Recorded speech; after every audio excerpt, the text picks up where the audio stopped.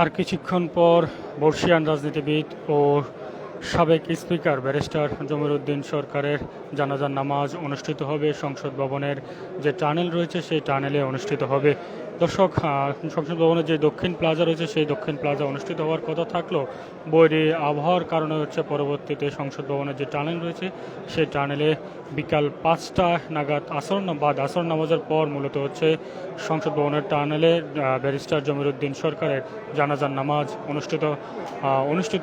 অনুষ্ঠিত হবে। ইতিমধ্যেই কিন্তু ব্যারিস্টার জমির উদ্দিন সরকারের মরদেহ ইতিমধ্যেই কিন্তু তার মরদেহটি আনা হয়েছে এবং রাষ্ট্রীয় সম্মাননা থেকে সম্মাননা দেওয়া হচ্ছে তাকে, এবং আর কিছুক্ষণ পর মূলত অনুষ্ঠিত হতে যাবে।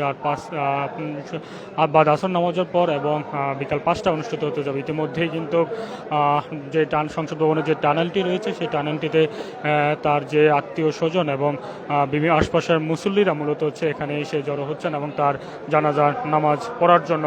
আজ যেহেতু সংসদ রয়েছে সেই সংসদ অধিবেশন চলছে এবং অধিবেশনের বিরতির মধ্যে দিয়ে সংসদ সদস্যরা আসবেন এখানে এসে তারা ব্যারিস্টার জমির উদ্দিন সরকারের জানাজার নামাজ পড়বেন, তেমনটাই কিন্তু রয়েছে। ইতিমধ্যেই কিন্তু যেহেতু এখানে সংসদ সদস্যরা আসবেন এবং প্রচুর কড়া নিরাপত্তারও ব্যবস্থা করা হয়েছে, আমরা সেই দৃশ্যটি দেখতে পেয়েছি বেশ কিছুক্ষণ আগে। ইতিমধ্যেই কিন্তু আইন শৃঙ্খলা রক্ষাকারী বাহিনী যারা রয়েছে তারা কিন্তু বেশ তৎপরতা, যারা বাইরে থেকে সংসদ ভবনের ভিতরে প্রবেশ করছেন এবং তাদেরকে কড়া তল্লাশির মাধ্যমে মূলত ভিতরে প্রবেশ করাচ্ছেন, আমরা সেই চিত্রটি দেখতে পাচ্ছি। দর্শক, ব্যারিস্টার জমির উদ্দিন সরকারের এখানে বিকাল 5টার জানাজার নামাজের পর মূলত সংসদ ভবন এলাকায় তার কবর খোঁড়া হচ্ছে এবং সেখানে তাকে দাফন করা হবে।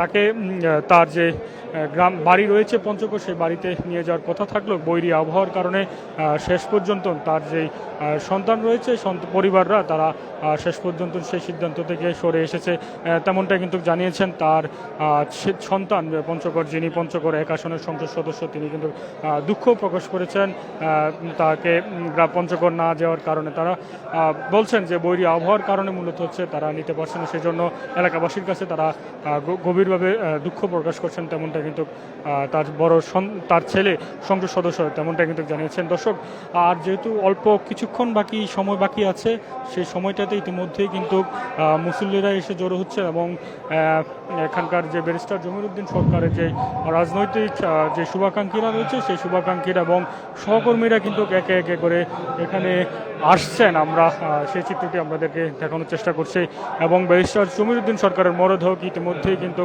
রাষ্ট্রীয় সম্মাননা প্রদর্শন করা হচ্ছে, সম্মাননা দেওয়া হচ্ছে, আমরা ইতিমধ্যে দেখতে পাচ্ছি।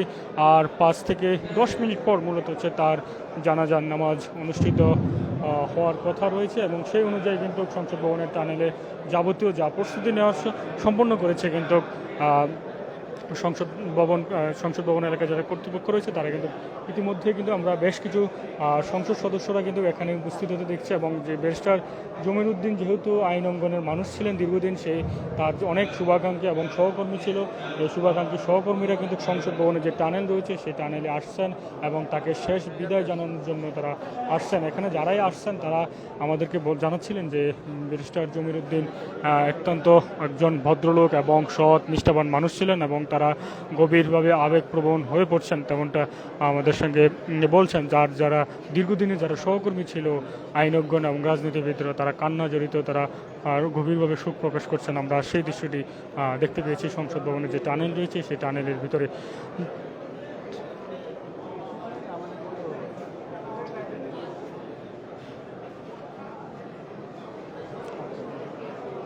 দর্শক, আর কিছুক্ষণ পর মূলত শুরু হতে যাচ্ছে সাবেক স্পিকার ও ব্যারিস্টার জমির উদ্দিন সরকারের জানাজার নামাজ অনুষ্ঠিত এবং জানাজার নামাজ শেষে সংসদ ভবনের এলাকাতেই মূলত তাকে দাফন করা হবে। সেই যাবতীয় প্রস্তুতি ইতিমধ্যেই কিন্তু সম্পূর্ণ করা হয়েছে, আমরা সেই জিনিসটি কিন্তু আমরা দেখতে পেয়েছি।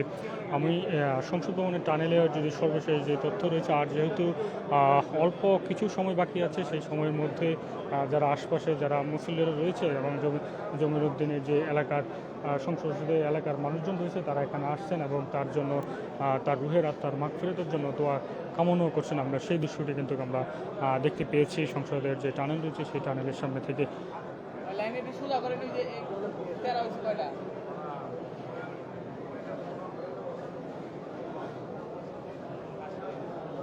এখানে দর্শক যারা এটা জমিরুদ্দিন সরকারের জানাজার নামাজে আসছেন তারা খুব আবেগপ্রবণ হয়ে যাচ্ছেন। আমরা সেই দৃশ্যটি কিন্তু দেখে যাচ্ছি। কেউ অনেকেই বলছেন যে জমিরুদ্দিন সৎ এবং নিষ্ঠাবান মানুষ ছিলেন এবং তার রুহের আত্মার মাগফিরাত কামনা করছেন তারা এখানে এসে। দর্শক, আমার দেশে সর্বশেষ তথ্য ছিল। পরবর্তী তথ্যের জন্য আপনারা দেশ সঙ্গে যুক্ত থাকুন।